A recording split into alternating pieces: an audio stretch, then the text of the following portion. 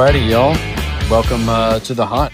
I'm Jake, and this is the story of our Alaska moose trip. We're going to take you along kind of day by day, just like you're sitting with us back at camp. That's the goal anyways. There will be no filters, no fluff, just the way that it goes down out there in the mountains. I've been packing and preparing for this trip now for a couple of weeks, couple months, and laying out every piece of gear, checking and double checking the list. I got kill kits, camp kit, tarps, knives, game bags, tents, sleeping bags, water filters, fire starters, you name it. We've got it all stuffed in a bag somewhere. It barely fit, but it is all there. So now it's time to get on the plane and get out to Alaska. So, of course, the original game plan was pretty laid back, land in Anchorage, take it easy, get our shopping done, anything else we need to do in town, then roll out to Moose Country Monday morning. But as most hunts go, things are already changing. Davis and Dan are in town, and Parker and I talked this morning. He's going to swing by and pick me up at the airport, and instead of kicking it back, we're going to head straight to Whittier. First stop, we're going to go to Prince William Sound. We're going to chase down a bear before we even think about a moose. So that's the way these trips go. You roll with it, and half the fun is all the curveballs. So here's what you can expect from this series is each day or each night, we're going to sit down and record a little campfire chat where we talk about what we saw or didn't see, the weather, the miles, the highs, the lows, the laughs, and the screw-ups, most likely. We may see a moose in the crosshairs or maybe just another wet pair of boots and rain in the face. Either way, you'll hear us kind of tell the whole story as it happens, and I hope it makes you feel like you're there with us. So we'll call this episode 1, and the bags are packed and the crew's rolling. The adventure starts now, and next time you hear from us, we'll be in Whittier, either in a hotel or on a boat chasing some bear in the Prince William Sound. And when we turn our sights on those big Alaska bulls, we'll make sure to keep you posted. So we're excited and leaving Texas where it's 90 degrees and heading to Anchorage and Whittier where it's 40 to 50 degrees and rainy. Day 1, we started. Day 1. Stayed in, where we stay? Well, that was day 0 yesterday. Well, it's day 5 or 6 for y'all. It's day 1 for me. Yeah. Today's day 1. Yep. So, what we do, Melissa? We stayed in the Whittier condo last night, which is really cool. Super fancy. Because the whole entire town, pretty much, besides like a few people, live inside that condo. And if you book a hotel here, chances are you might end up staying there in the condo. And it's cool. It's like a dorm. So we stayed there, and it was horrible because it was really hot. And I did not sleep. I think, Parker, you slept okay. I slept great. Yeah. Parker's 7 the only one hours. who actually slept good. Yeah. Yeah, you said you slept good too, right? Or no? Mm-hmm. Yeah. Maddie slept good. And then we, this morning, got a really big breakfast at, what was it? Where the wild things are. Where the wild things are. Is that the name of it? Catch. No, it's called Wild Catch. Wild catch. Wild All right. Catch. And that was really nice. And then we got out and started heading out of towards the Prince William Sound. And at first, we saw like a billion sea lions. Mm-hmm. Like We saw them from the hotel. Yeah, we saw them That's from true. the hotel. And they were hunting all in little groups, which was really cool, like cresting up and diving down. And then Maddie and I got scared because Parker was heading right towards like a spot where I was like, there's some ripples. And then like 4 sea lions just like exploded up out of that area. And we were like maybe like 30 feet away. And incoming. Yeah, we were like, left! Everybody go left! Yeah, so we were screaming. Yeah. And then we missed them, thank God. We've seen a bunch of harbor seals hanging out on rocks. We crossed, what's the name of the thing that we crossed? Do you know? The open area? Just open area. We crossed The an big open part- area. the that big was part of the super sound? bouncy. Yeah. Yeah, it got a little rough. Yeah, it was really bouncy. We were trying to go to a certain island. Parker, tell us, We were doing the Cole Ross Passage. Cross passage. how was your experience with navigating the boat and some of the waves? That was very interesting. Yeah, going out, we were going into the wind, and so it was very choppy. Coming back, though, we were riding with the wind, and so we were kind of surfing a little bit, Yeah, which you're is like cool. It was like hard going up them, but then it would just like boost you going down them and stuff. So it wasn't quite as choppy, but definitely turned into a pretty cold boat ride. Whenever we stopped at that first little spot, found like a super awesome spot to go camp and maybe even shoot a bear out there. Blueberries were over there. Oh yeah, tons of blueberries. Kind of Blueberries, marshy, soggy area. that was the only problem. I guess it was really wet. It was Yeah. Really wet over very there. spongy. But it was cool, private. And then what we were going to run around the backside of it. I forget the name of that little island. What's that place called? Well, that whole thing is Colross, Colross. the Colross Passage, but That was cool. But then right as soon as we left the island that we were on and tried to run around the backside, it just like dumped on us. Yeah. So then it was like windy, crazy rain. So we're all freezing. Davis is freezing. He's looking pretty good though now. He's warming up. Maddie's freezing. Maddie, what's your current temperature? Current temperature? You feeling good? Still freezing? I'm okay. Yeah, I'm just shaking. My body's shaking, keeping me warm. And now it literally just started raining on us again. Yeah. So this is like day 5 for you. When do you guys go back? Y'all go back Wednesday? We go back Wednesday night. So you got like 2 days left, but pretty good start. Davis, Yeah, how are you doing? start. Are you freezing? All right. Tell us your experience. I'm standing your butt. Okay. Yeah, Davis got this butt view. Are you freezing? Yeah, I'm cold. Good. You had fun though, right? Cold. Good. it's Good and cold. So Melissa, are you excited about anything out here? Opportunities out here? Yes, we are going to Blackstone Glacier, which I'm super excited about because it's probably the coolest marine glacier in the world. It's so cool. And last time we went, we saw a ton of calving, and I'm hoping this time we see maybe some seals or sea lions. In the Calving area. like glacial bulls calving. giving birth? Yes, the glacier. Bulls was giving birth, yes. The glacier is a boy, and it did give birth to a bunch of It's going- icebergs. So the iceberg is going to give birth to a baby iceberg. Well, the glacier's going to glacier give is birth to giving icebergs. Icebergs. Yeah. You got it. I don't know my geology of ice. Yeah. But Anyways. hopefully it's gonna be nice. And then Yep. what's the game plan for the rest of the night? Once we go look at the iceberg, then we're gonna head back into town. Fish go back and to chips, Halibut fish and Restaurants. chips, no less. halibut fish and chips, clam chowder, and reindeer chili. that sounds amazing. And then head back to the house. And watch a cozy fall movie. And sit in the hot tub. Sit in the hot Yeah. tub, and then we'll get our gear together and get ready to go hike out and spend a couple of days on the side of the mountain. And, Just 1 or 2 days. maybe see a moose. So, Yeah. anyways, Not well, a movie scene yet. we'll keep eating our yet. snacks and enjoying the rain. And cool. Peace out. Okay. Tell you what, camp's pretty cush here. Sitting at camp. Turned out pretty nice. Day 1 of the actual moose hunt. Mm-hmm. After a day of running around the Prince William Sound. Well, it's not day 1. We can't hunt moose yet. We can't hunt moose. That's This is true. day 0. Technically, Yeah. tomorrow's day 1 of moose hunt, but this is day 1 of moose camp, Moose camp. which is part of moose hunt. So It's true. We have And a, this is uh, sick. This is like Moose Palace. we have a new member of our group today, which is Caleb. Caleb, who are you? Tell us one interesting fact about you. I used to work in Antarctica. Wow, that is pretty interesting. What'd you do in Antarctica? Same thing? Boilers. Kept people Our from freezing. boiler. Same thing you do now.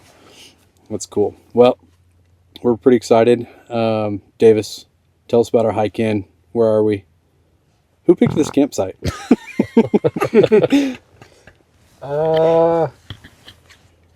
Who picked the campsite? I guess we came up and scouted this the other night, and we saw a guy up here in the last rifle season camping. Mm-hmm.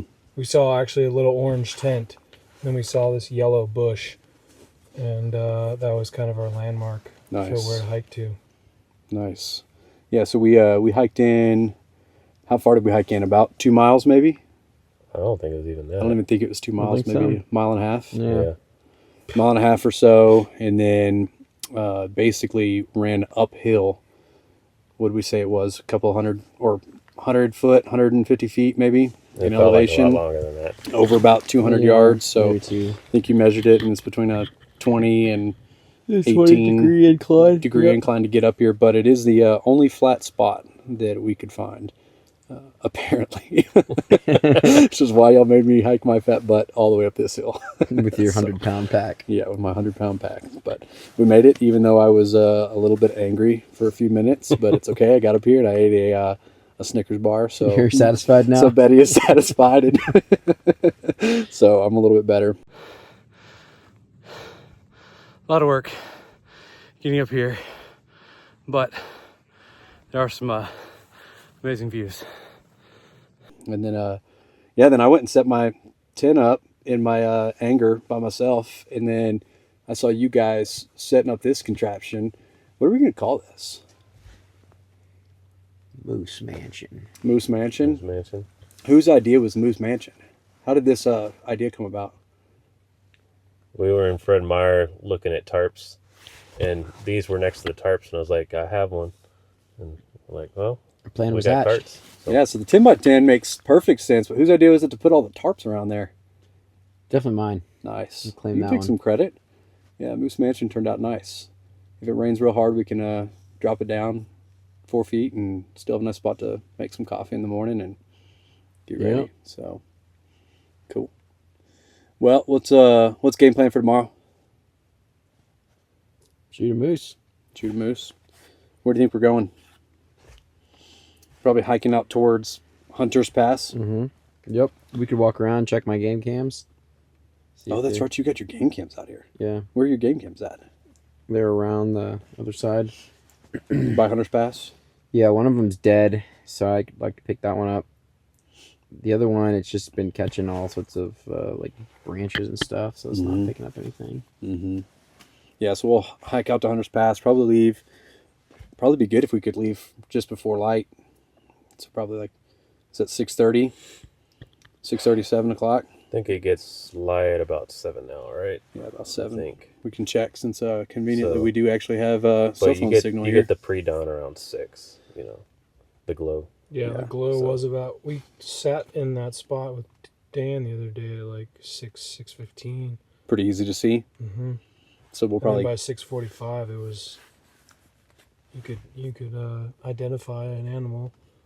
get up. We'll Further get up away. early, get out over there, kind of set up a spot, put the tripod up with the spotting scope, and start glassing, and we'll see if we see anything. I think we got lucky today with the rain.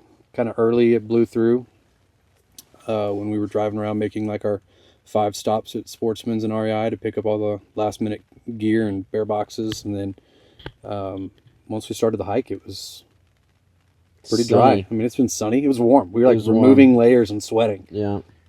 especially with the hill. But Good t-shirt weather.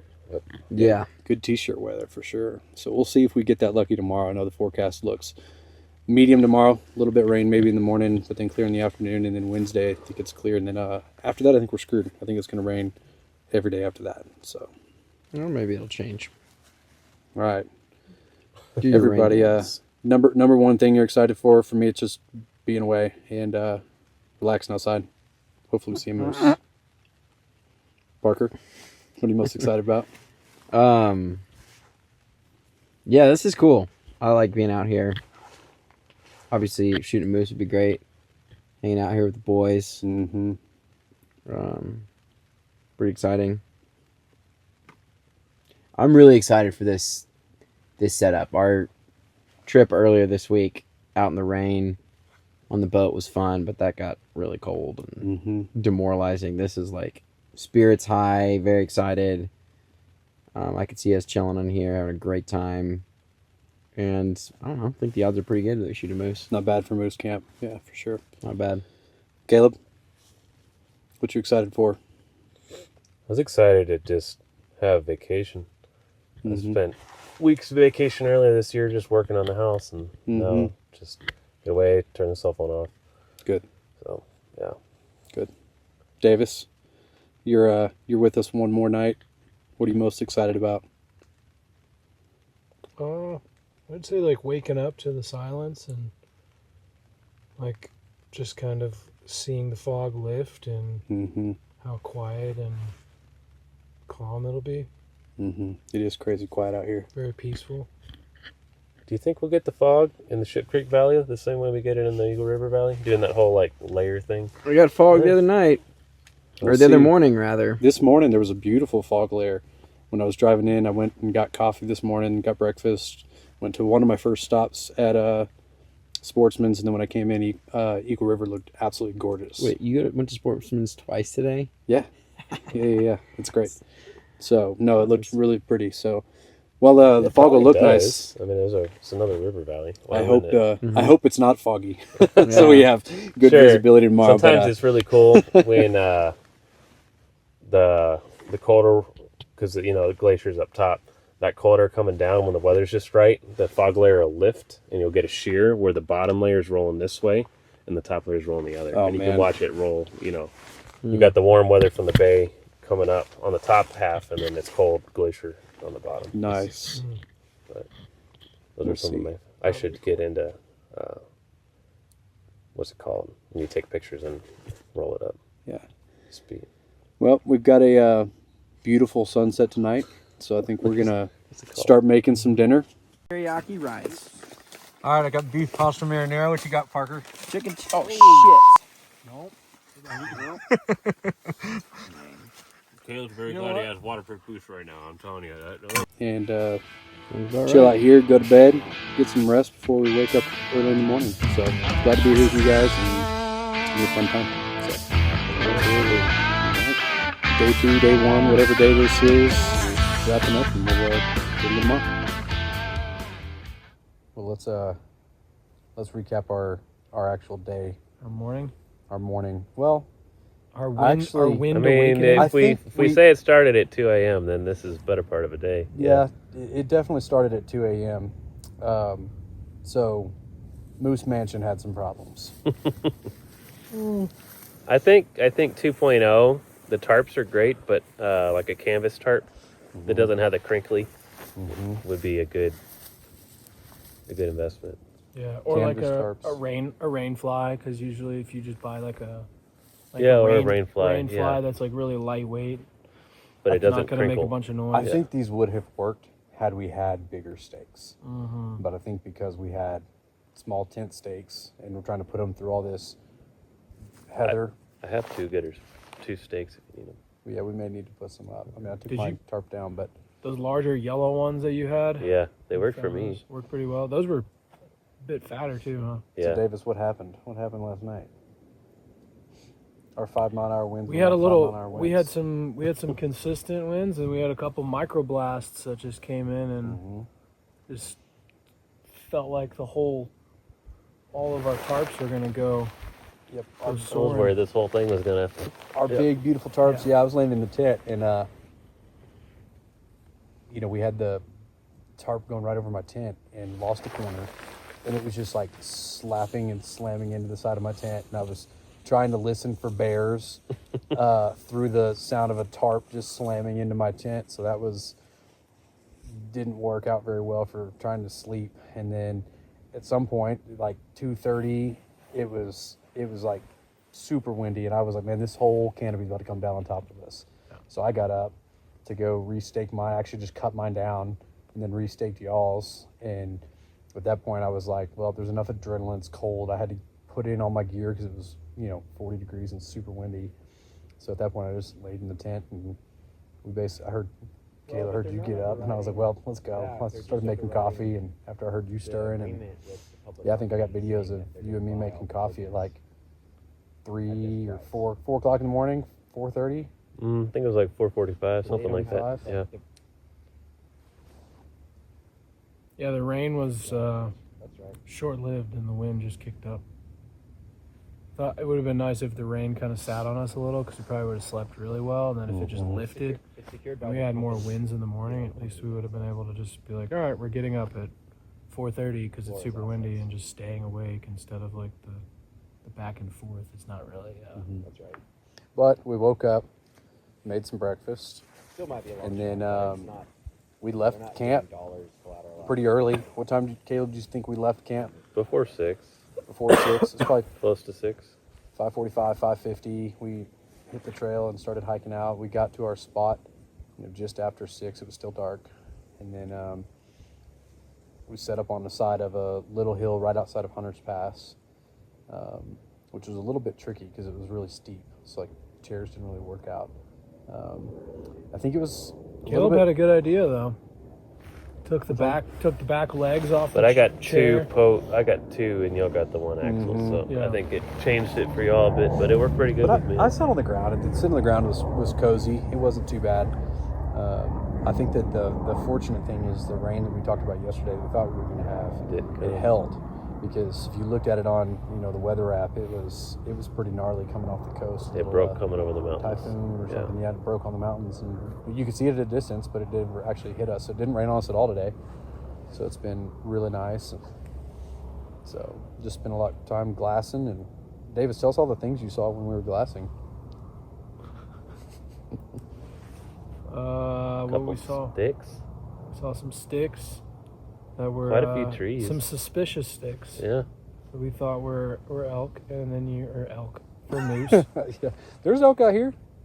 Well, maybe not right here. There's Roosevelt elk out on the islands. But you'd stare at a stick, at the twilight hour with your binoculars and just look and see if it was going to move for a 5 while. minutes, And you'd be like, no, nope. that moose antler looking stick is not moving. On to the next thing. We did see a really nice hawk though. We did see a nice hawk. It landed right next to us, and then it flew down into the valley. And yeah, I couldn't get the camera out fast enough to get a little more B-roll footage of it, but I was pretty juiced up. When we hiked out there, it was I was excited. I thought we had a good view.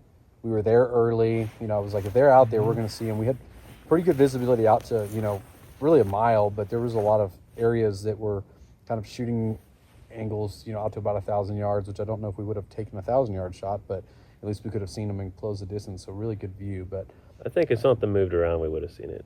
Yeah. Definitely would have. If that's shorter, like the section that was like probably 300 to 600 yards, where there were like willows to pine mixed in, if something would have walked out of there, that could have been a nice shot, because it would have been and an easy retrieval and everything. Yeah. Well, and the good thing is, I think the elevation we were at was kind of very similar to an elevation that we would anticipate something would have walked out at, and we were level, so you're not shooting down or up into something that would be a little bit more tricky. So it was pretty level shots, or at least shot lanes.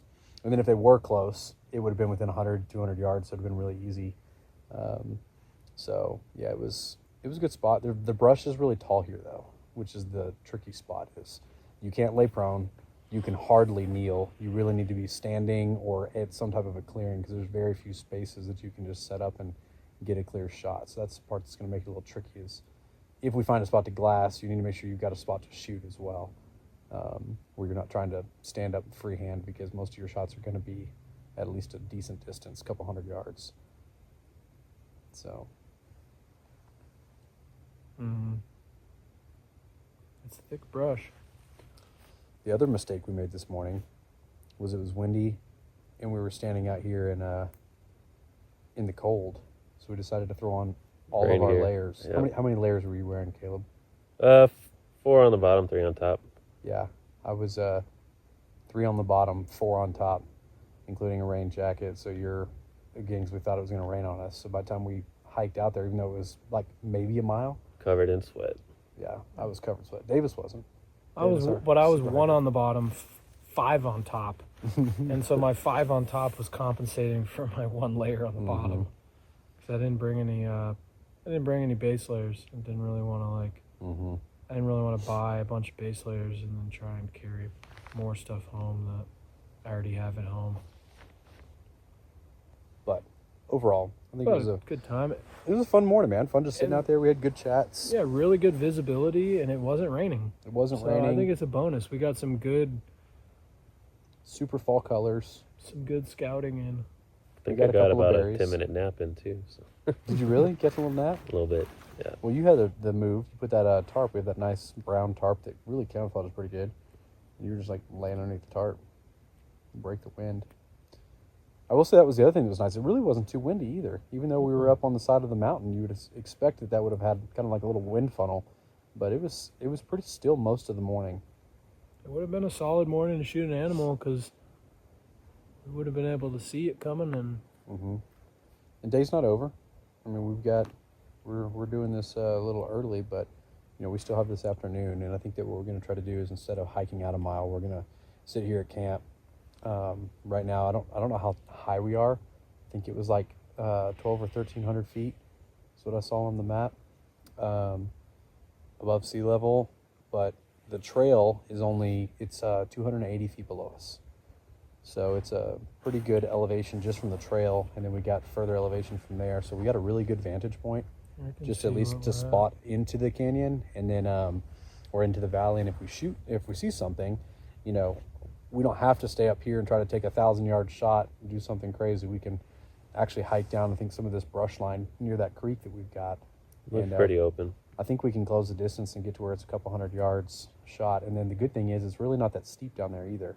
So if we shoot something, you're not having to hike it up, several hundred feet at a, super steep incline. It's actually a pretty gradual. It's brushy, which is going to be a little challenging, but we'll see. I hope we see something down there.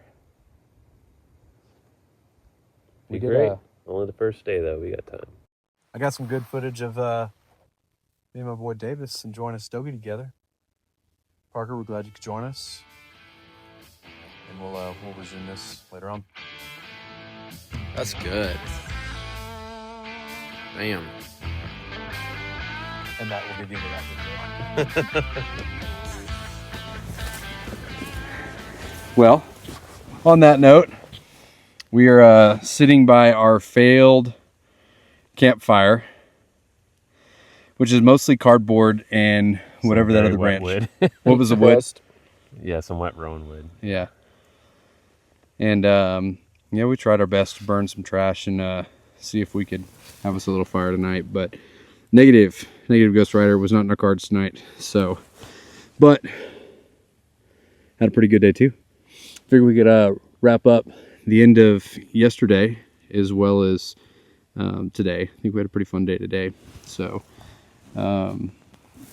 Caleb, last night, glassing, what'd you see? Last night? Uh-huh. Nothing. I feel like we saw a lot. A lot of sticks. We saw a lot of sticks. Yeah, trees. We saw, we saw a helicopter flying through the valley. Like lots of people in the valley. We had military helicopters. Dogs. We had machine gun fire in the background. We had, we saw Bigfoot or Sasquatch. Sasquatch bush. Sasquatch bush was a tree. Was big in as the a back. tree, we'll say. I mean, he was real. He was as big as a tree. That's correct. He was as big as a dead tree. Yeah, I didn't see him today. Really? I did. He moved though. So, relatively unsuccessful in the moose realm, but was still fun. Saw a lot of stuff. Spent a lot of time looking through glass, but did not see a lot. And then, wrapped up dinner in the evening. That was our first night without Davis. And then started off this morning. Got up relatively early. I think we all actually got a lot of sleep last night. Yeah. Mm-hmm. We went in so early yesterday evening. Turned in so early. I think we all turned in around, what was it, 8:30, 9 o'clock? It was still light outside whenever we got in bed. Yeah. And then, got up this morning. Caleb beat everybody out to the spot. Start glassing, got out there. We actually where'd we glass from, Parker? Just right by the tent, basically. Mm-hmm. Over on the little hill right there. Mm-hmm. Looking out over the city. But just didn't see anything. And got really cold. It was really cold. But how'd the day turn out? Pretty good. Well, I've got a mic here, by the way. We started hiking. Sun came out. Sun was, that was a perfect day. It warmed up, I don't know, felt like into the 60s, maybe high 50s, but sun was out, perfect blue sky. I went and got my game cams, ate a lot of berries, walked around, took some hand towel showers. It's a good time. Got all clean. Y'all had a heck of a view for a little while. Yeah. Ran around. I decided to take me a nice mountain shower right on the edge of our little overlook, looking at the valley, butt naked, and that was a good time. You guys all got a good look, and so did some hiker that was walking by apparently. But yeah, no, it felt amazing because it was like 60 degrees, super sunny. I mean, after that, we were all just in shorts and t-shirts, sitting around and enjoying the day. And yeah, that was a blessing because I don't know how many of those days we're going to get while we're here. Mm-hmm. So, Caleb, how was your day? It was great. Well, caught up on my sleep. Had energy for the day. Morning was chilly, but it warmed up pretty fast. And super relaxing all through the afternoon. So that was really nice. Definitely enjoyed just sitting on the mountainside and watching the valley alternate binoculars and naked eye, and then a brief rest, and then over again. Not bad. And then you went to go pick up a new cart because Davis was coming to bring us a new cart, and we had a relatively eventful afternoon, about 5 o'clock. 5:35 to be exact. 5:35. What happened at 5:35, Parker? Well, Jake and I were sitting there talking about who knows what, and I looked up and noticed something. It looked like a big deer, but turns out it was a really small bull moose. And so we watched him, and he walked over to, of course, where Davis, Maddie, and Caleb were walking on the trail, and then they spooked him, and so he ran back, but we were just watching him run around 200, 300, 400 yards out, and decided not to shoot him because the rifle wasn't with us, but certainly could have. He was legal, but he was a little small. Yeah. I mean, that's the I guess the joy of the tag that we have is that we have any bull moose. So even though he was only, maybe 2 years old, there's still a lot of meat on a 2-year-old bull. And yeah, you said, hey, I think there's something down there. I look up and it's like right in front of us. And we've been glassing this valley out to a mile and looking everywhere for moose all day long. We don't see anything, and then of course at 5 o'clock when we're least expecting it, there's a moose at whatever we said it was 200-300 yards right in front of us, and standing in the middle of a field too, not even tucked into the woods anywhere. He was just wide in the open. Don't even know how he got there. But yeah, by the time we got on him and got some glass to look at him to see how big he was already moving up the hill. And we tried to moose call just to see if he would even respond to it, and he didn't respond to the cow call at all. He just kept walking. He didn't even look like he turned his ears to listen to us. And then he got to the top and stopped, like literally right by the trail, which I think is when it was the most tempting to see if we should shoot him. Because, yes, it's day 2. Of course, there is always a chance that was the only moose we're going to see. Hopefully not. But the most tempting part of that was the fact that he was literally right next to the trail, which means we would have had like a 30 to 50 foot pack to the trail and then a relatively flat hike back to the truck, which is about 1.5 miles, 2 miles. So, yeah, pretty tempting. Honestly, the coolest part of that would have been the fact that Davis and Maddie and them were coming around the corner, and you, Caleb, you were with them, coming around the corner that spooked the moose, actually. And if we had shot that right there before they came around the corner and they just saw that moose die, that would have been the most awesome, epic shot ever. Because then we could have hiked down, eaten some fresh pizza from whatever the Moose Pizza place is. Moose's Tooth Pizza. And then we could have got to cutting it up. But yeah, no, it was pretty cool. And, you guys saw it too, right? We did. We didn't see it when so the cart was rattling. I'm sure that's what spooked it. We didn't see it till after it spooked and was already walking back towards you. We figured that you hadn't seen it.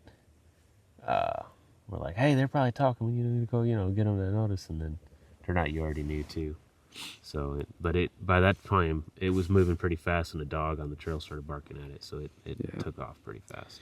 Yeah, realistically, we should have had the gun next to us, because if we had, we could have taken it. But I think that part of our persuasion on not taking it was the fact that we didn't have any of our gear with us and we had to run up to the top of the camp, grab it all, and come back down, and he was already moving. So lesson learned, we'll be a little bit more prepared next time, because yeah, we keep thinking we're gonna jump the moose somewhere, and that one jumped us.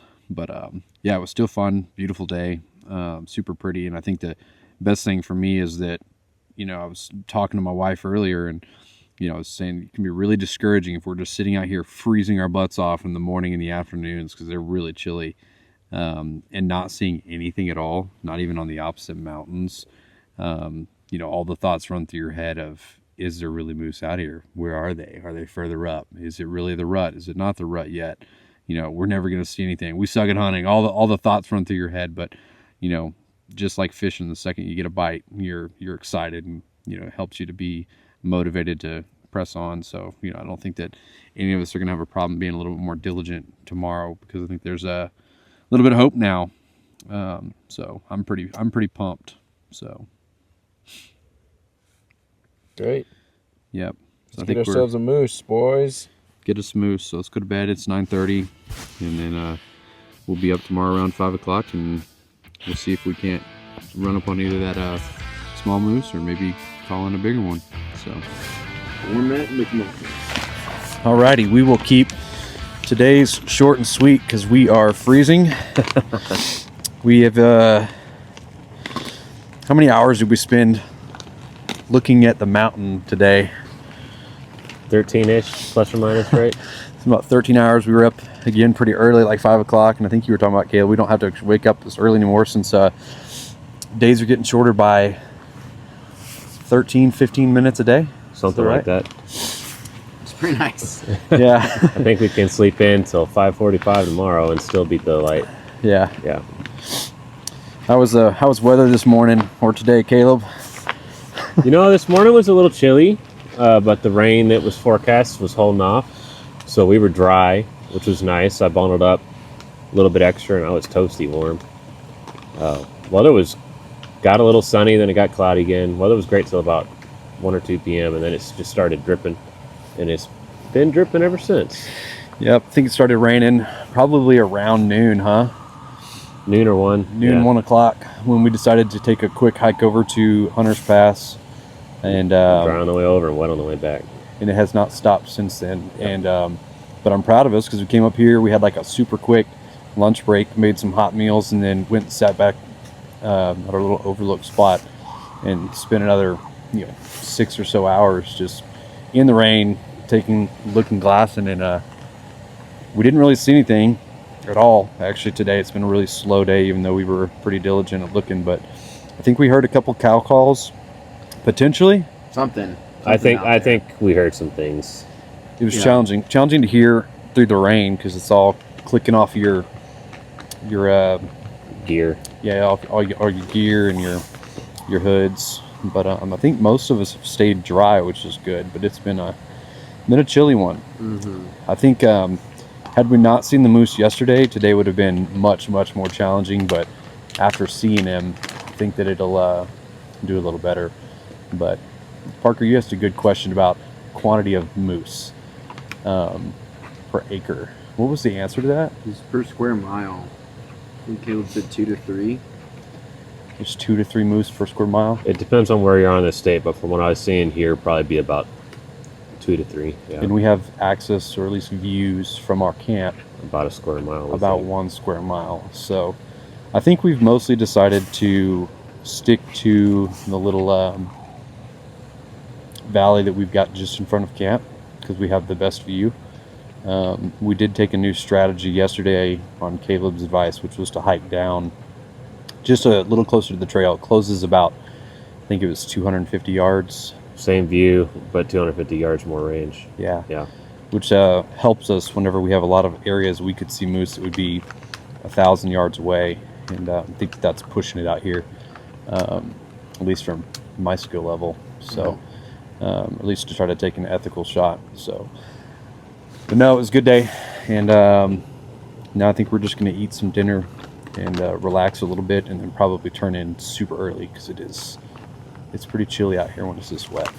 So, Parker, how was your day? Any comments? No, I was out for not as long, getting some work done. But sleeping bag is, you can stay warm in there for a long time.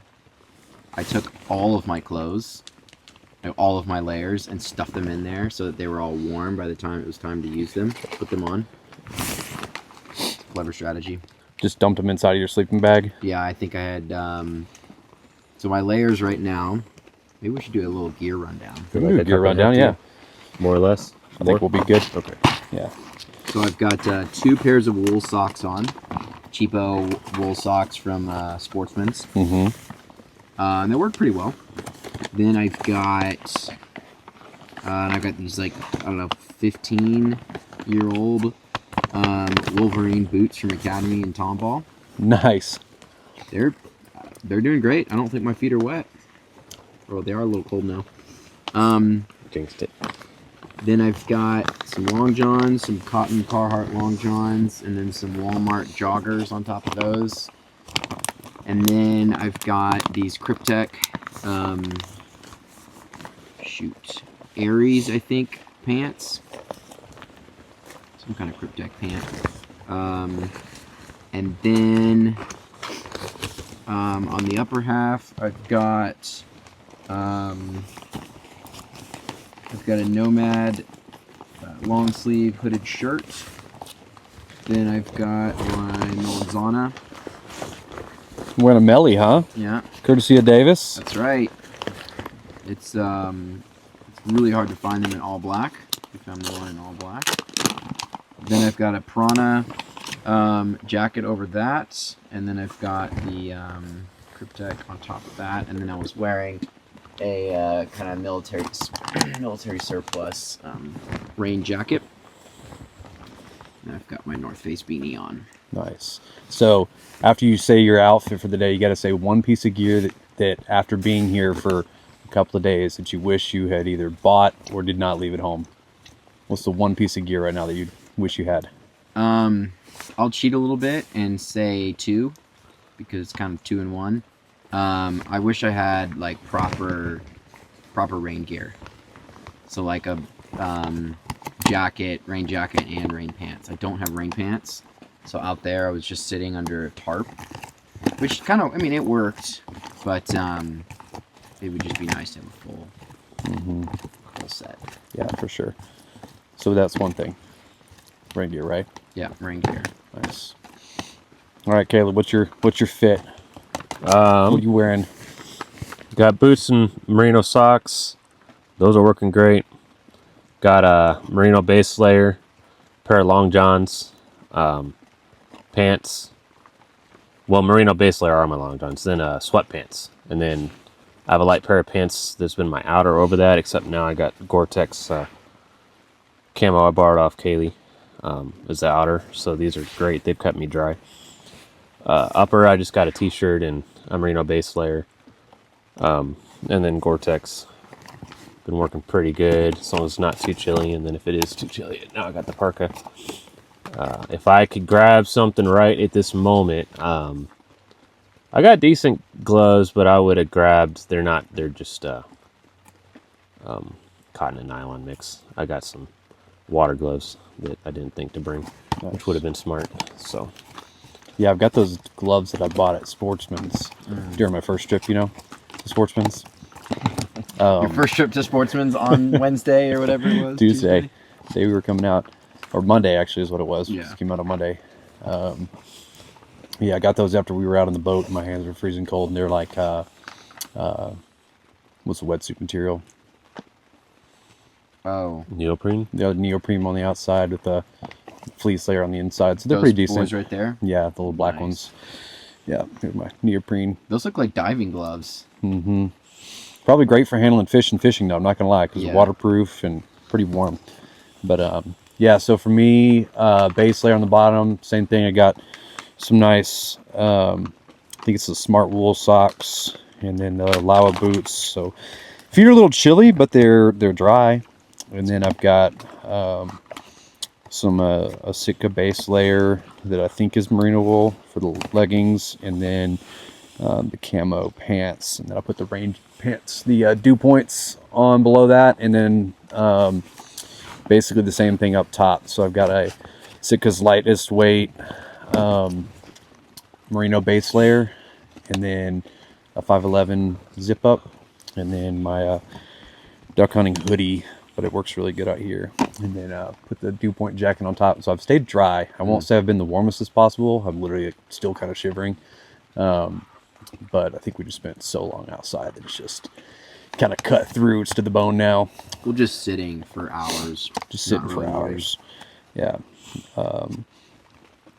So I think that if I had a chance to do this over again, I probably would have brought something else for my legs, because honestly my upper's been pretty warm, but just the one layer of long johns and then these pants, it's just so daggum thin that when we're sitting there and it's compressed against you, it is still really cold. And I think to your point, Caleb, that if your legs are cold, that's why your feet get so cold, because your body starts to send blood to other places. And not my feet, so my feet are a little chilly, but for the most part I think we've done good on the gear side.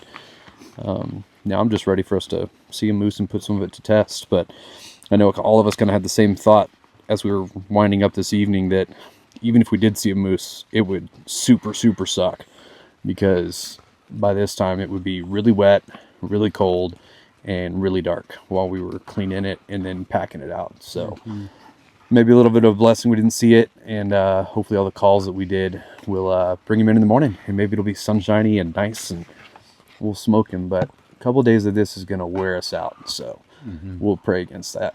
So yeah, no, I'm shivering away. I'm ready to get into a tent, eat some hot food, and go to bed. So anyways, wrapping up what's this day 3 of the hunt, my 5th day here. So we'll check in again tomorrow, and hopefully drier, warmer conditions. So peace out. Peace out. Alrighty, it is day 5. Every day is going to start being, what day is it? It is officially Friday. So the weekend starts tomorrow, because that is quick math. And we're just wrapping up our day of spotting in the same valley. Been a pretty good day. We've had some improvements that helped made the day go by a lot better, a lot more comfortable.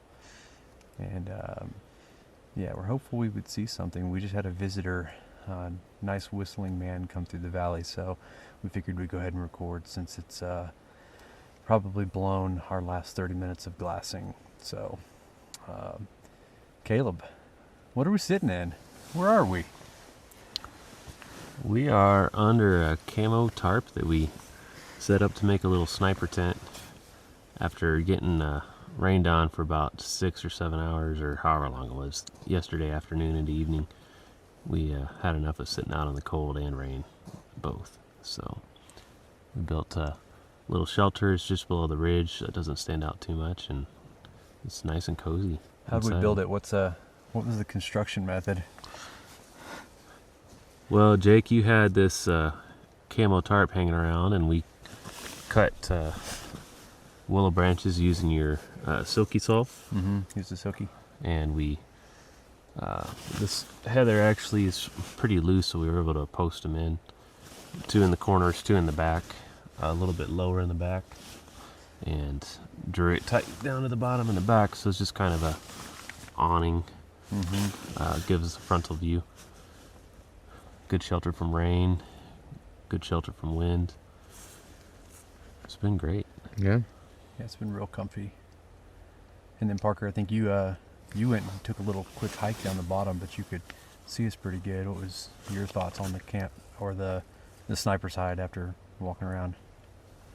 Yeah, so we put this, we set it up camo face down, so that looking up from the valley, you wouldn't see any big reflections. However, the other side of the tarp is a little more reflective, and so in the sunlight, it was showing off some, it was glinting.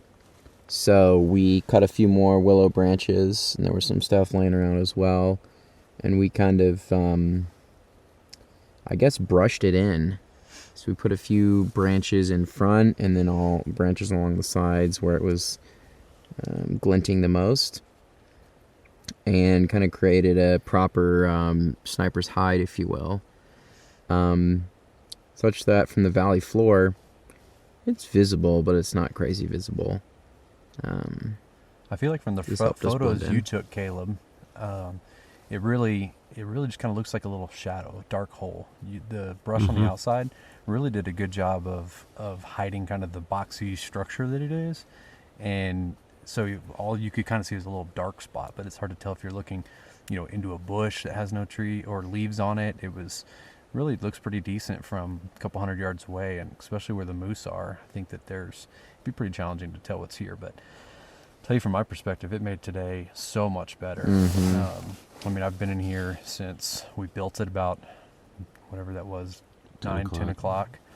And now it is about 6:30, 7 o'clock. Actually 7:30. So, been in here for a really long time, and it rained really hard midday, and it was super comfortable just sitting inside of here, not getting wet, and able to keep all your gear here and not feel like you had to go run to the tent and wait it out or just sit there and be miserable like yesterday. Yesterday was pretty miserable to sit in the rain for several hours. So big improvement, and I think it's going to be real nice. And then Caleb, you unfortunately didn't get to enjoy the tarp in the heavy rain in the middle of the day. What were you doing? Well, I decided to do a little reconnaissance further down, across a different ridge line. We were just talking about what be down the valley and different strategies, whether we're too far up or not. So I dropped in, hit a game trail pretty quick, saw moose pellets, multiple tracks that intersected, so it's very frequented, about 4 or 5 bedding sites where they had a big matted vegetation down. Didn't jump the moose, and I started walking back out, and had a raincoat on, but not rain pants, which was fine till the very end of the trail. Just trying to get back onto the proper trail, there was some about 4 or 5 foot high grasses, so I had to walk through that and soak my pants. But there's confirmed there's plenty of moose in the valley, or plenty of activity, so matter of calling them to where we can get them. Yeah, so I think we discussed the game plan tomorrow. Is we're going to wake up, and after we eat a little bit of breakfast and drink some coffee before sunup, we'll come sit here in the hide for an hour or so, just to see if there's anything that pops up first thing in the morning in the valley as the sun comes up.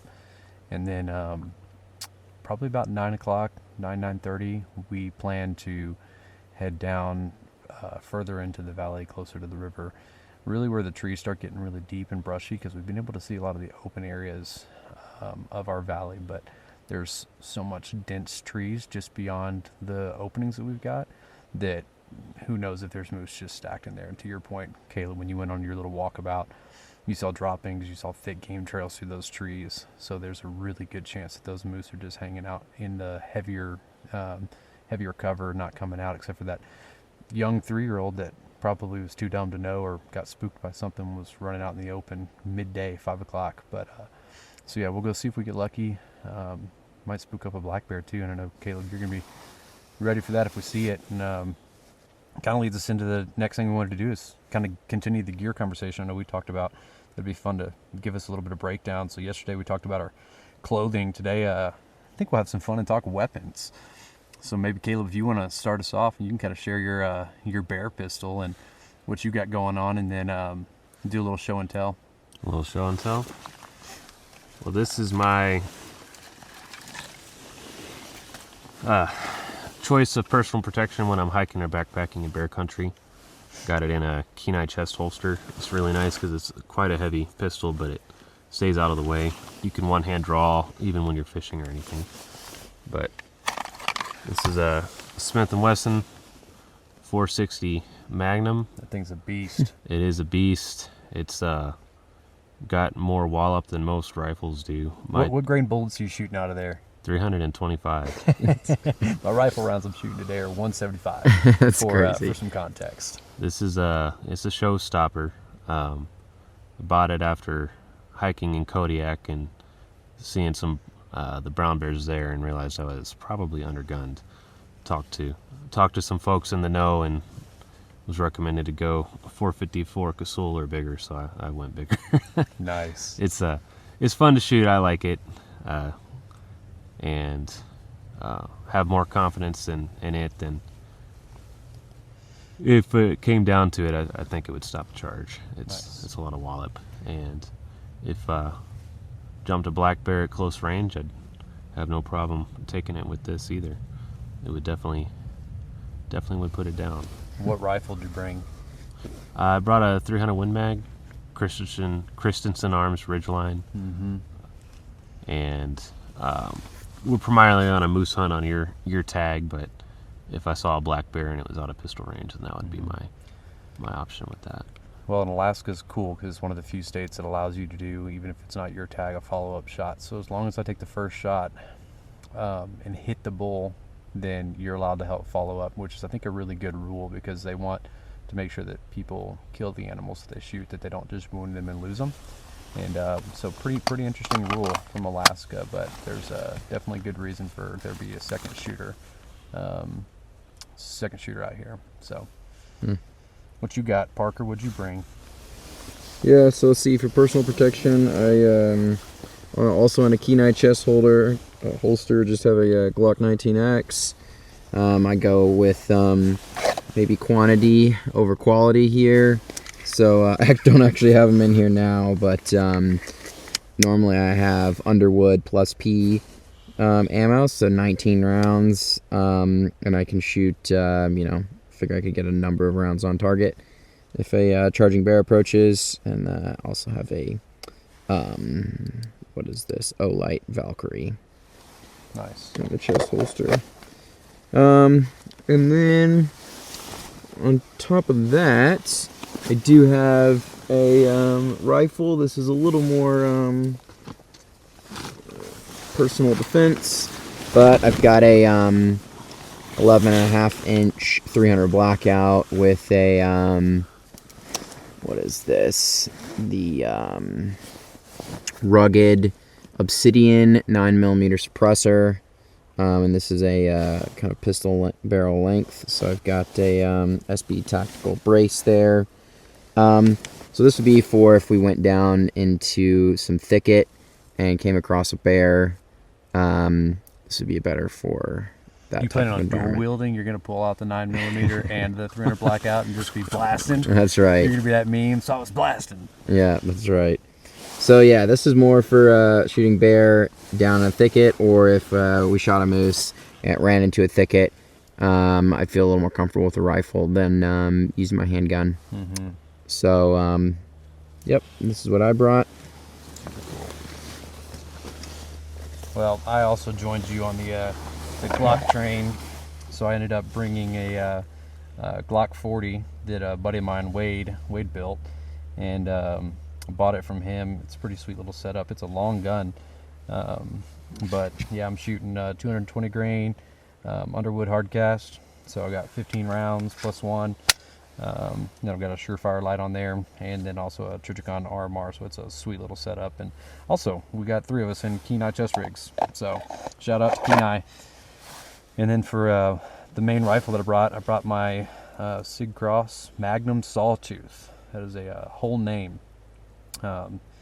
Shooting a Viper BST on top, and then I've got the CGS Hyperion as my suppressor, and I'll tell you what, that thing is like super quiet, especially with the Magnum round, but I put it on my 6.5 Creedmoor too, and it does really good. So it's a pretty good little setup. It's not a short setup as we kind of sit out here. This thing is 5 feet long, it feels like, but it's the gun that I've been practicing with a lot before we came out here. And while you don't want to purposefully try to stretch the shots out, at least in this valley, I feel confident having it, because I know that if I see something at 500 yards, I feel fully confident that we could take it. Maybe even beyond, depending on the conditions. But truth is, most of our conditions out here have been relatively still. There's not been a lot of wind, and so that's not been a factor, which is really impressive for being in the mountains. But either way, it's been a good little setup, and would really like to put it to use. I'm getting a little bit of antsy just sitting here staring at rifles and pistols, and we've been out here for 5 days, and man, I love to shoot stuff. And so me and Caleb were just pointing out rocks earlier, just thinking about what we could shoot for fun. We did spot a ptarmigan with just about 150 yards away, and it would be pretty nice to be eating some ptarmigan or something, just to have some. I want some blood on my hands, and if we don't get it today, hopefully we'll get it tomorrow, and don't have to stretch this thing too far into next week. But ultimately, I'm having a really good time. You know, I think it's been super peaceful, really calm. There's been some times today where we had like a complete whiteout with fog, and I've got some good footage of that, which I'll show. But kind of during those times, I noticed both Caleb and I were dozing off, sitting here in the sniper's hide, because you don't have a lot to look at. So you kind of get a little break to take a nap, but it's been peaceful and refreshing, and it's really pretty out here. So may not have been super high adventure yet, since we haven't seen one, but I'm sure that if we hit one, I'll regret that statement, because we'll have plenty of work to do. So very cool. Any final comments from any of you guys? Anything you're looking forward to tonight? What are you gonna eat? What are you eating tonight? I think I'm gonna go chicken Alfredo from Peak. Probably, I don't know, chicken rice or fried rice with chicken, or maybe chicken teriyaki. Yeah, I've got a bunch of different chicken and rice options, basically. Caleb's eating about 3 pounds of Trail mix today. Are you gonna just do a I'll trail put it mix down. dinner, or are you gonna go put something else down? I think I'll have a hot meal. Probably some spaghetti. Nice. Some berries mixed in, maybe. Maybe. Some berry spaghetti. I ate quite a few berries today, too. So. Well, you guys got me hungry and sleepy. So on that note, we'll go with the outro. Bye, I guess. No, you gotta do bye, I guess. Bye, I guess. Perfect. All right, dinner time at camp on Saturday. Do it, mics. We do have mics. Mics are hanging from all of Oh, our clothes. nice. Our clothes that are drying from the rain the past couple of days. So we'll do a quick recap of the day, because I think it actually was pretty quick. Very similar to the last several days. I know, Caleb, you had to go run an errand in town this morning. Parker, what did we do today? We stared and looked at the field, and then we walked around. Walked around a little bit. Yeah, so we got up a little bit later today, 6:30. Got out, sitting by 7, which is still well before sunup, and did not see a whole lot, but had a plan to kind of drop down into the valley a little bit, and kind of hiked over towards Hunter's Pass a little bit, and didn't want to interfere with any other hunters, so we came back towards the valley that we're in and hiked down, trying to see if we could get a little closer, see anything, see any action, and it was pretty horrible little hike. It wasn't raining on us while we were hiking, but it had rained earlier in the morning. Yeah. And everything was wet. And I think that what I learned was, when we were looking down in the valley, it looks like everything's just like, hey, here's a little bit of grass and there's some bushes in there. But like, your perspective completely changes when you're walking through it, and you realize that some of the little grass you thought is like 4 or 5 foot tall. What would you say it is? It's like a mini maple species, or Willow.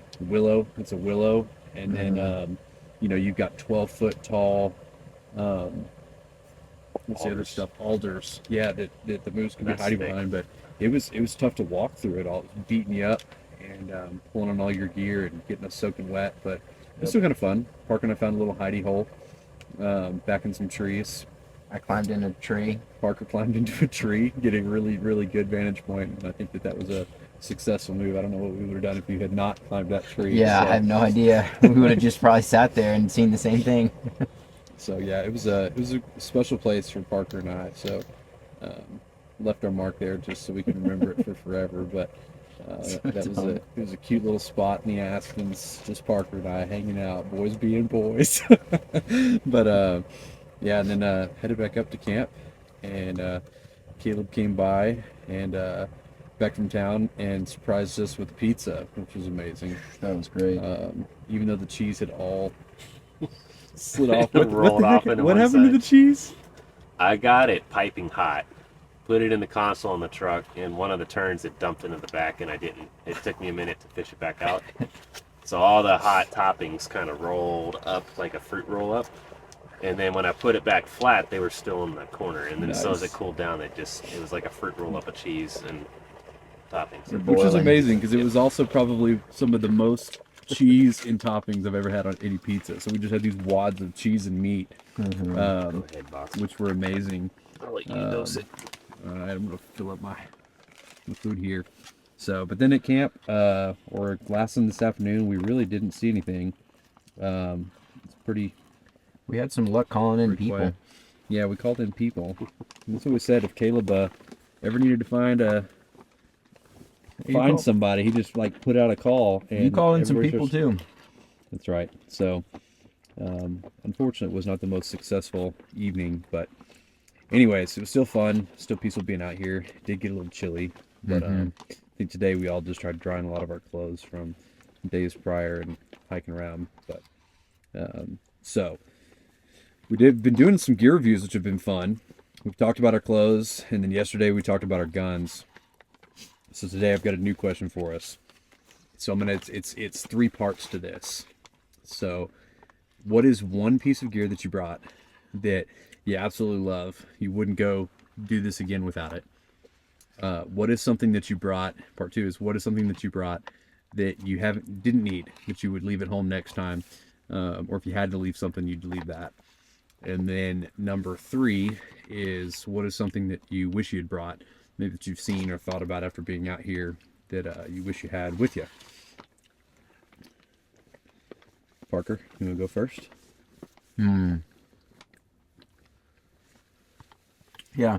So the thing that I brought that I really love is my Crocs. I guess that's clothes, not gear, but whatever.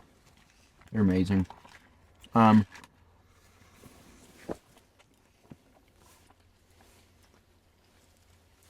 guess I probably brought more clothes than I needed, so I got my clothes bag, but it's like most of the stuff I'm not using in there.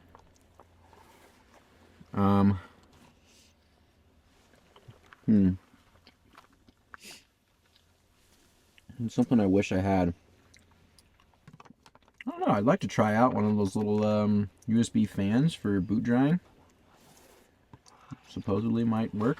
Because my boots are soaked, and they were soaked last night and did not dry overnight. Too cold and too damp outside, like 90% humidity for anything to actually dry. Yep, and it just sucks putting on cold, wet boots. Cool. I'll go next. So the one thing I brought that's turned out to be really cool is I bought a pair of I've already had some Black Ovis trekking poles, but I put some I gotta remember the name of this brand, but I've got these it's like a shooting stick attachment. I think it's called Quick Sticks. And those quick sticks are super neat. So it's like these 2 little plastic pieces that snap onto your trekking poles and allow you to use your trekking poles as normal, but super quickly snap them together and create a little bipod. And it's a nice bipod because I can get up high, I can get up out of the brush, which I've found is super important out here. And whether we're sitting down or we're walking around, you needed to kneel down somewhere, those things are super cool. So great for hunting trips. Something that I brought that I probably didn't need, honestly, and I really don't want to admit this, my wife is going to absolutely kill me, but it's probably the spotting scope. Spent a lot of money on a nice spotting scope, knowing I was going to be in big country, and then I think we quickly realized that even if we did see one from forever away, if they're not running, they're not coming in, we would just see it from a long way away. We're not going trekking a mile or 2 across a mountain valley to go find one of these moose just to have to haul it out an extra couple miles. With different terrain, you could use it though. For sure, but for this trip specifically, I've been keeping it in the bag. Bring it for caribou. Yeah, exactly. Open country. So, but for this one, it was, however many pounds that thing is, the sucker's heavy, that I did not actually need to bring. So, I will admit that. And then, something that I wish that I had is, I wish I had a better headlamp. my headlamp sucks. Black Diamond has done me dirty twice. I've bought 2 of them for some reason, and both of them have crapped out on me within a year. So if you're hearing me, Black Diamond, I want a refund because your headlamps are trash. So those are my. I've got 2 headlamps, Amazon special, that work amazing. Yeah, If you need it. That's what I need to do is invest in a new headlamp. So those are my 3. All right. Something that really turned out great is this canopy. Super glad we hauled this thing in, even though getting it up top here sucked. But I can't imagine being out. I don't think we would still be out here without it. I don't know.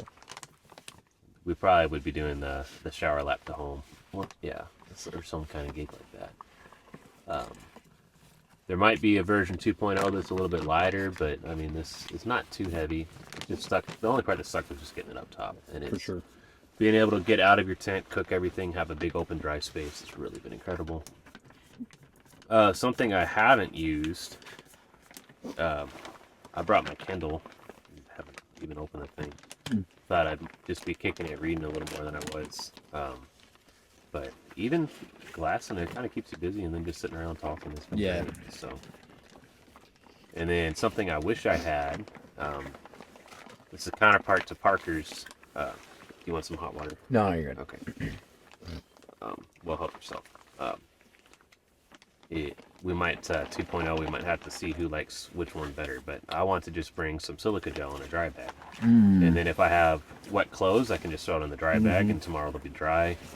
If I have wet shoes, I can put some in a sock, put it in the shoes overnight. Should be dry. Very smart. I'm gonna definitely try that out. I wonder if you would have to put those in a bag to keep the outside moisture out. That's why I would put them in a dry bag. Oh, that I way see. there's no air transfer. Gotcha. Because otherwise you'd lose the moisture absorbency just from being outside. Yeah. That is a very, very cool idea. But I like I it a just lot. got to see how much I need, because if it's too heavy, it wouldn't work. But I think I could get by with like half a pound. So I don't know. Nice. Well, a couple days left on the trip. Anything y'all are looking forward to other than the hopeful of seeing a moose? My wife supposedly is going to bring some chicken soup tomorrow. Nice. We've had food from, I don't know, civilization, almost every day? 3 different days. We've had pizza delivered twice now, and McDonald's. Yeah. What do we get? What was the McDonald's we got? It's Your like wife bought us? the maple sausage breakfast sandwich. or Yeah, something. whatever they call those things. That's something I would. Like McGriddle? McMuffins or McGriddles. Yeah, They were McGriddle, that's McGriddles. it. Oh my gosh, McGriddles on the side of the pancake thing? mountains in the morning. Yeah, Yeah. that was unbelievable. Wouldn't So, normally eat it, but that was great. thank you, Kaylee. That was a fun surprise. Yeah, we're having a little cush on. Sometimes I feel like we have it really cush, and other times it feels like it just super sucks. Like today we were just sitting out here in the rain. Yeah. But the sniper's hide is really fixed the setup for. We're slowly improving. So Mhm. yeah, I've just enjoyed being out here wrestling with you guys, and obviously super excited about the opportunity of seeing a moose. But For sure. I don't even want to say the words of it, but it's easy to get discouraged. So little bit. we sure would like to see something soon. So we'll pray that we see something tomorrow. Yeah. I mean, all it takes is the 10 rut seconds. to start, Yeah. and then they'll be running. Mm-hmm. That's right. So we're 5 days late or so for the rut. I mean, we're right at the beginning. It could happen at any point. Let it happen sooner than later because we are ready. Amen to that. We are ready. So, well, bye, I guess.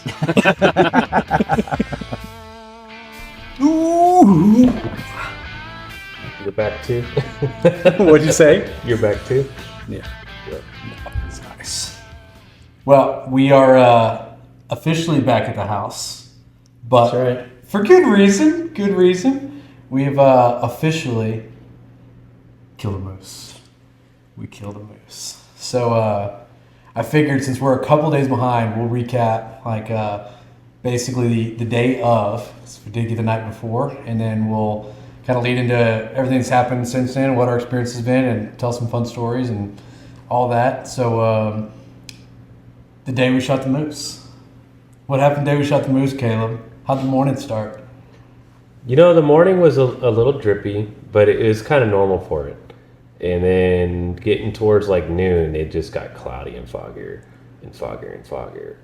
And by like 2 p.m., you could see like 50, 60 feet tops. We were just fogged in totally. Yeah. We just sat in the hut. We stuck it out in the hut, but couldn't see anything at all. Yeah. It was like, it was like not even just fog. It was raining and it was foggy. It was like a cloud literally rolled into the mountains and we were just straight up in the clouds. If you were to explain to somebody what living in clouds like, that was it for a while. And I know, like, for me, I thought our chances of actually shooting a moose that day, we talked about it a couple times. It's like, it's shot. The day's over. We're done. We spent the whole time looking out like hundreds of yards trying to see what we were going to see out there. And we literally, you couldn't see right in front of you, like you said, 20, 30 yards. And it was just a complete whiteout. So it was nasty. But we had a little midday surprise. Your lovely wife came to visit us. What'd she do? Brought some cookies and some soup with her mom. They hiked out and fantastic snickerdoodle cookies. Oh, and a bag of Snickers. So we got Snickers, snickerdoodle cookies. Ate all of both of those. How many Snickers do you think we ate on that trip? We ate a lot. I brought 2 packs of Snickers, and we crushed those. And then we crushed the 2 that she brought. And we ended up crushing the entire bag of snickerdoodles, but we won't get too ahead of ourselves. So yeah, so I guess we'll talk. That's kind of led into the kill. So we were sitting at camp, eating some soup, some bread, because Melissa brought us some of her sourdough bread as well. So enjoying more of our Kush hunting. So we're sitting at camp, and all of a sudden we hear this noise, and it's just like a little, and we're like, both Caleb, you and I looked at each other, and we're like, what the heck? Did y'all hear that? And Parker, you're like, it's me, I burped. I had soup in my mouth. Like, man, I don't think that came from in the tent. Yeah, there was no way. But we'd all been hearing things for the whole trip. Yeah, how many times have we sat in the sniper's eye? It's like, what was that? I heard something. Yeah. So I remember whenever you did that, I was like, all right, Parker, next time we hike in the woods, you're going to eat soup, because that was the best moose call. Because it sounded just like a moose, yeah. It sounded just like a moose call. So we're like, we're going to do that again. And it wasn't like 5 seconds after that, there was another like, ooh. And I think at that point, we all freaked out. And so we turned around and looked around. And again, it's so crazy foggy, we couldn't see it all. But there's like a tree that's 20 yards away from camp at best. And if even. Right where that noise came from, you could see this moose just like popping up through the fog. And like at first he's not visible, and he's just like slowly becoming more and more visible. And we freaked out. And so before I tell my part, Parker, I think your part's pretty hilarious. Your experience of watching me freak out. Yeah, so Jake was just like, started like kind of spinning around like, oh, what'd I do? Because he didn't have a rifle. His rifle was down the hill. For the second time. Yeah, the second time. Didn't have a rifle. Rifle's down the hill in the sniper's hide. And so I quickly just ran to my tent, grabbed my 300 blackout, chambered around, and he was like kind of spinning around like, what do I do? And I was just like, here, take this. And he grabbed it, and yeah, I remember I was like so hesitant, because at first, like, everything going through my brain is like, of course, now there's a moose way up on the mountain in camp, which, to heck with that guy who told you we were camped way too high, because we literally shot a moose in camp. And so whenever that moose was up there, I mean, he's 20 yards away from us. 20, 25 yards. We have no time to do anything. And it's like, I don't even know if he saw us and didn't care, or if the fog was so dense that he just heard us talking and maybe wondered what that was. Maybe he heard you burp. But either way, he was responding to my call. He was responding to something. And so my head, I was like, where's the next big rifle? Because mine's in the hide. And I was like, looked at you, and I was like, Caleb, where's your rifle? Packed up. Yeah, you're like, it's in my bag. And then I'm like, crap. And I'm like, maybe your pistol, because I'm like, that'll work. Which I grabbed. And then immediately Parker goes, here. And I just like look, and Parker's just standing there giving me a gun. I'm like, all right, I just grabbed this thing. Turn around. He gets 300 blackout pistols. I'm like, all right, let's see if this works. And he's 20 yards away. So took a shot at him. He was facing to my right, but just perfectly broadside for us. And then he turned around and, moose, I don't feel like they're that fast. Like, they're big, but they don't move that quick. So he just kind of started, like, fast walking down the hill a little bit. So we shot him twice after that pretty quickly. He took off running after that. Yeah, and then he started running, and I freaked out. And so I was so torn. I was like, do I go to the sniper's hide and grab my rifle, or do I run to the moose and go see where he's going? So I don't know what I did. You probably got the best view of that. You went running past the sniper hut. Then you look back at me and you're like, where's my rifle? And it's like, it's that way. So then you bombed the hill and started rolling because you took. Yeah, I wanted to see, because I was worried. When we saw the moose run, I was like, shoot, is he about to run all the way with down the small the river? caliber? We weren't sure if he was at the time. And so I didn't want to now granted, hindsight's 2020. Not in that fog it wasn't, but that's what I was worried about. I was like, shoot, are we going to be able to see where he goes? Because we're going to have to go chase him down, and who knows what type of blood trail or lack thereof there's going to be. So, so I tried running over there and just stepped in a hole and just face planted. And so then I stood up and I'm like, wait, this is hilarious. I need B-roll. And so I started a recording, which I'll share with everybody and post it in here, but of us just being super excited. And so, crazy turn of events. We're sitting at camp, eating soup, and snickerdoodles that Melissa's mom and them just brought. And we thought we heard Parker burp. We're like, what is that? And then we hear another one. We realize just to the left of us, there's a noise. So we look up, and a moose walks right into our camp, literally 10, 15 feet away from our tents. We don't have time to grab my rifle because it's in the sniper's hide. So Parker grabs his 300 blackout. Surprise. So I spent all this money on this fancy rifle and end up shooting it from 20 yards away with 300 blackout. 3 shots. First one looked really good. He took a couple steps and shot him twice more. And he died, what is this? 75 yards? 75 yards from the trail. Yeah, at the end of that, we realized that it was 20 yards from camp. We shot the moose, and then he didn't run too far either. Something that I didn't see in the cards was that Melissa and her mom would still be there, and they came up and took photos. And I don't know, man. I think the wildest part was just like, where were Melissa and them when the moose was down there? Because he walked up that draw, so they had to have been right next to him. To your point, it's like he was one side or the other of that draw, and they were right there next to him. Fog was thick. Fog was really crazy thick. So, yeah, we're not sure what made him come up there, but we think maybe the consistency of us calling from the same spot is probably what drew him in. And then we think that maybe because the fog was there, that it gave him a little bit of cover, so he finally felt comfortable leaving the trees and coming up the hill. But, yeah, I don't really know. Well, not to jump ahead too far, but we got a good clue from the processor with the abscess in his back thigh, where he'd been gored by a different bull. So he'd probably been kicked off a different cow. So he was trying to find some action. That's true. That's very true. He was probably getting desperate. Young bull that couldn't hold anything down. So yeah, because he wasn't big. He was a small spike fork. What do we think? Maybe 3 years old. Something like that. But yeah, no, he died like 45 yards from where we shot him. So that was great. And then it starts, the next step starts part of the suck, which I don't think that cutting him up was the worst part we did, but I don't know, someone want to share what happened when we were cutting him up and how that went? Luckily you were good with us being professional elk cutters. You gotta tell us that. So these guys, so this was my first time. I wanted to get into hunting. I was kind of thinking like, okay, like you can't just go shoot a moose on your own on the first try. Like that's dumb. So I was maybe going to, pay for guide in the future, but they invited me. They, they're always talking about, oh, this elk hunt and that elk hunt and stuff. And so I'm like, oh, okay, well, they're experienced. And so then we come up to the moose and everyone's kind of like, all right, so where do we start? And I'm like, well, it can't be too much different than an elk. And they're like, yeah, about that. So it turns out that elk hunting was that Yeah, this was their first big game too.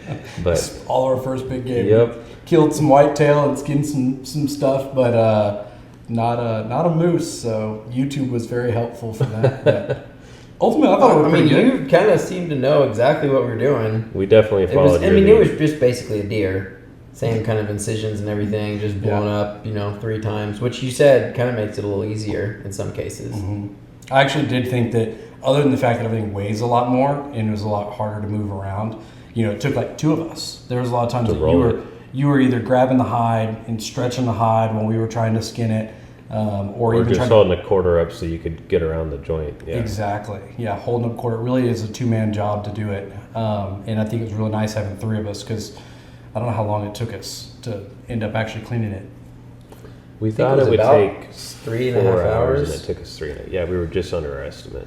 Yeah, to get it all completely packed up and finished. Like 3.5. I'm sure the pros that listen to this are going to make fun of us. They probably do it in an hour or better, but I don't know, maybe not. It's a lot of work to do. I don't feel like we were wildly inefficient, and it still took us a really long time to get it packed up.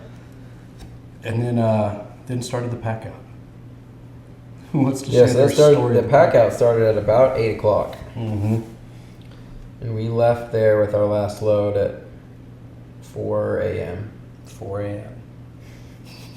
So what happened? Let's talk about it. First load of pack outs. Step 1 was taking it down the hill, which that was sketchy. Like when you loaded up, what'd you load up with the first time when you went down the hill? I mean, it was probably like, I don't know, maybe 120, 110 pounds, something like that. Because you took a whole front quarter. Yep. And then you took a shred bag or whatever. Bag of all the kind of miscellaneous meat. Threw on your backpack. And I mean, watching you stand up with that thing and it was like swaying left and right. And I was like, oh, shoot. Yeah. I think it was and as I much didn't as have you poles either. And so I only fell once going down, just kind of a slide, but it's all grassy and soft. But that's the disadvantage to us shooting it where we shot it. Was like, even though it was downhill, it was not a slight downhill. I mean, it was like, that's a super steep hill. I think we measured it. It's like 200 and something feet up. It's not that far of a distance that you're going. It's just like straight down through a bunch of like super high heather and miscellaneous.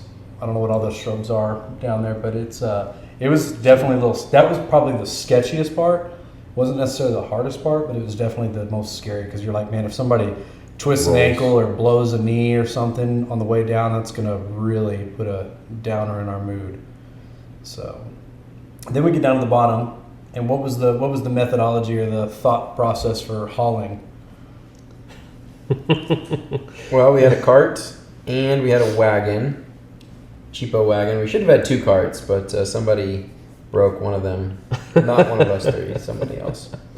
And so we started working our way up, and about halfway up, the wagon broke. So then we were down to a cart,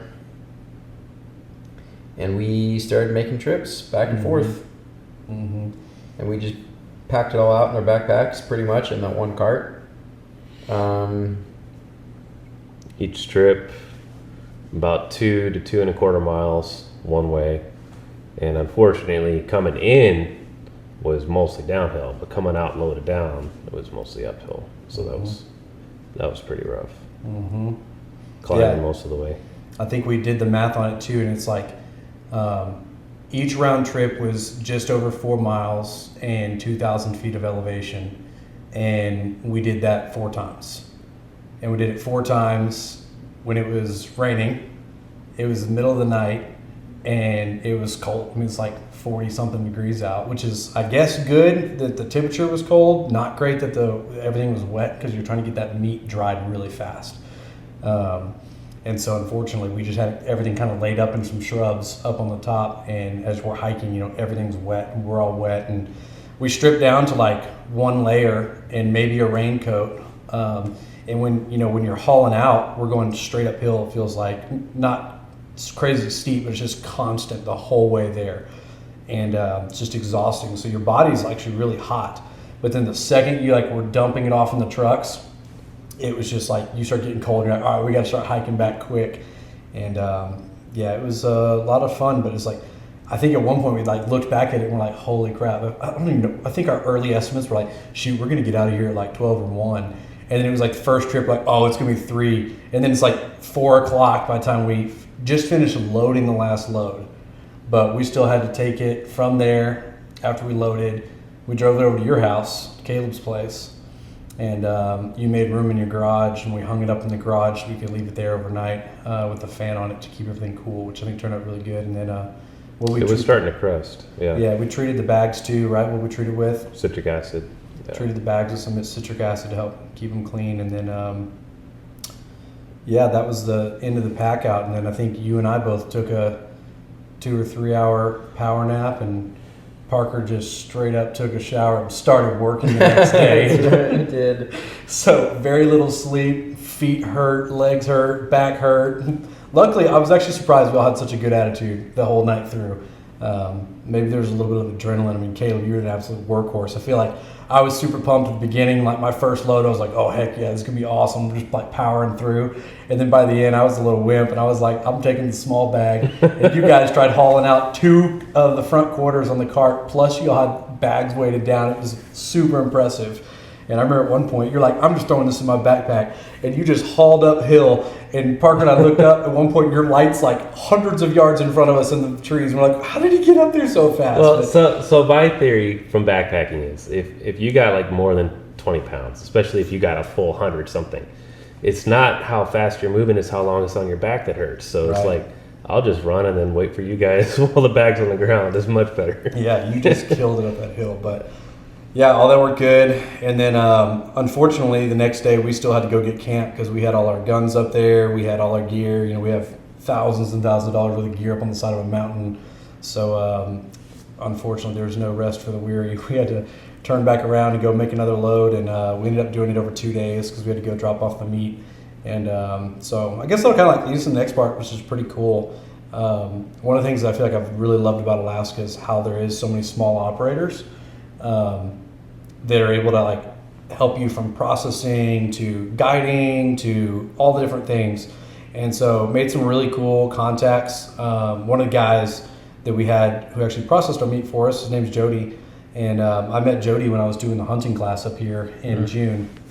And he's super cool.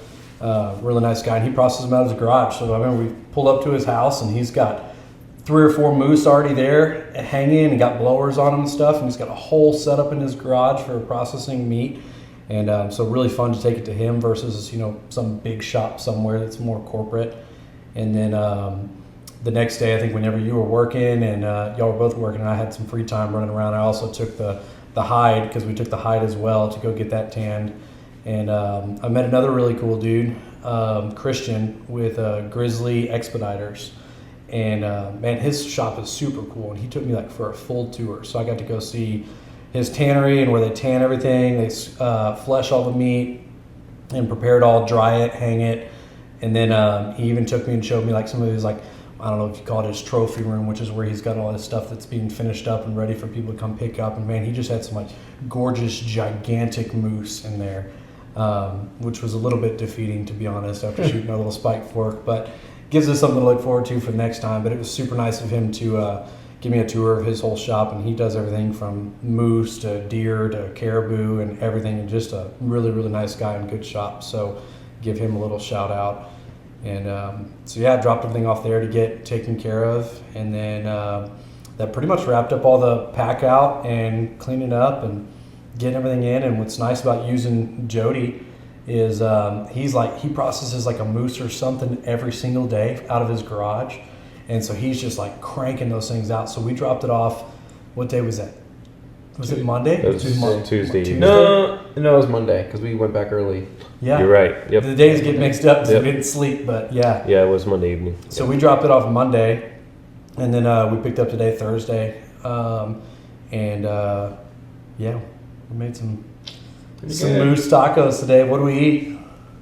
Well, moose tacos. Moose tacos. Mm-hmm. Yeah, we made moose tacos with I forget the pieces we used on it, but we used a couple of the steak pieces and also it was sirloin tip steak. Yeah, it was sirloin tip. I thought it was a round shark and then a ground beef.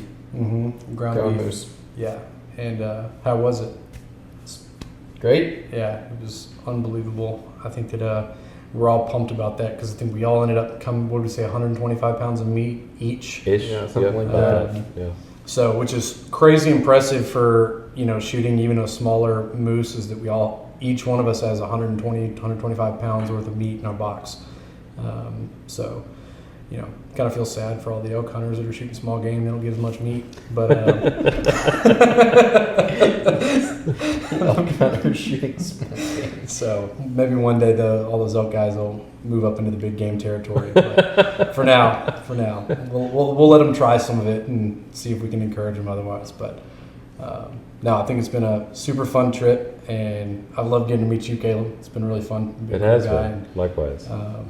Obviously, Parker hanging out with you has been an absolute blast. So thankful for Melissa and all of our wives letting us spend a bunch of time out in the mountains, and thankful we shot it after a week and didn't have to spend 2 weeks out there. And man, it's been a heck of a first hunting trip, Caleb. Yeah. Oh, yeah.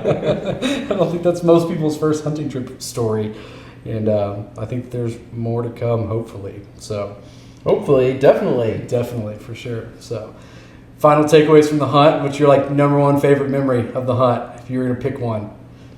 Oh, that's hard to choose off the top of my head. Probably the kill. Yeah, just the excitement right at the moment. Yeah. So, Yeah, me too. especially with it walking around in a camp like that, we weren't looking for it at all. Yeah. It just happened. So, For me, I mean, obviously the kill was the most exciting part, but for me, I've not been sleeping as well for the last, 6-7 months. And according to my whip strap, I had better sleep out there than anywhere. I was sleeping 8 hours a night and really good recovery. It was awesome. Yeah. Yeah, I think my favorite part was, one, just being outside and doing something really fun and really hard. But I just love the unexpectedness of the whole trip. Mm-hmm. Every part of it, just everything we expected to happen didn't happen. Some things we thought would happen worked out, but we didn't really know. It's our first moose trip. So everything from learning how to call, and a moose call sounds so goofy. And so are we even doing this right or not? And you seeing the first moose on one of the few times you were out there spotting on the first day. I was so irritated. And then, even when we saw the moose to shoot it, it's I've spent all this time and money and training trying to prep to do this, and taking my rifle to the range and shooting it out at distance and making sure I know all my dopes, and we shoot it at 20 yards with an AR pistol. And it's just of course, that's the way things go. Right. But it makes for a better story. It makes it a lot of fun, and we'll joke about it. If it all goes per plan, then, something wasn't right. It was too much fun. So I had an absolute blast, and hopefully everybody else will enjoy hearing the stories from it. And glad y'all came, suffered through it, and proud of y'all for spending a week on the side of the mountain and then 2 or 3 days packing out. And now we can enjoy all the meat that we got, and got a freezer full. Freezer fulls, and on to next year. Yeah, we'll start planning where we're going to go next year. Next year, upriver somewhere. We're taking the boat next year. do it. Not packing it. We'll pack every other year. Moose or caribou? Moose or caribou. Maybe both. Maybe both. Maybe both. Yeah, Maybe, we're pros now. maybe we'll do a moose, caribou, and a black bear. We'll do a little what do they call those whenever you're doing Combination. that? A little combo, something with that. Yeah. So we Triple crown. Mm-hmm. A little slam, grand slams. Grand we call slam, them, all right. So, alrighty. Bye, I guess.